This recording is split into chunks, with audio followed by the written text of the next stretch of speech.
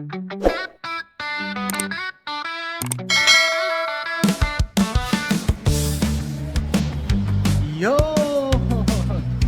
Isang produktibong araw sa ating lahat mga kabisyo sa pagnenegosyo.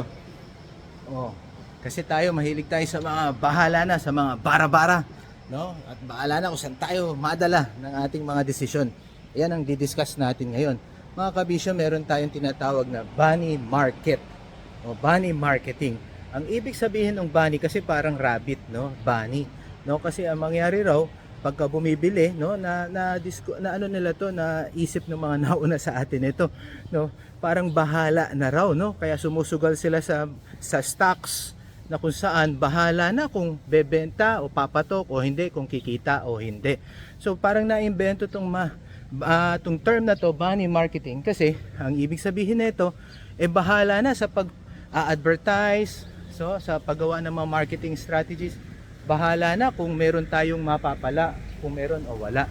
So anong mangyayari? Suntok sa buwan, suntok sa hangin, sumusugal, napakalaki ng sinusugal, napakaraming resources. Samantalang kung meron tayong target market, matutumbok natin, no, kung sino ba talagang dapat nating puntahan, sino dapat kausapin, at yung mga resources natin, mafo-focus natin doon. At mas malaki ang percentage na makapture natin yung ating clients, yung customer, o yung market. O paano natin maiiwasan yung bunny market? O ilang steps na pwede nating magawa. Mag-aaral talaga tayo. Dapat meron tayong tinatawag na market research.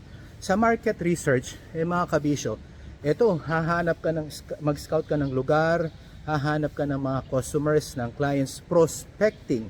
Tapos, magma-market research ka, alamin mo kung saan ba talaga merong posibleng market, no, nung demand ng iyong produkto. O pagkatapos ng market research, magpa-product testing ka or product sampling para mangyari, papatest mo sa mga tao na posible mong market o patry mo yung iyong produkto. Doon medyo susugal ka, magi-invest ka ron. Pero makukuha mo yung mga feedback, makukuha mo yung tutumbukin mong market, yung totoong clients, magiging clients mo, possible clients mo. At ma-apply mo na yan sa iba't ibang mga posibleng mangyari o posibleng mga lugar, posibleng mga prospect or market.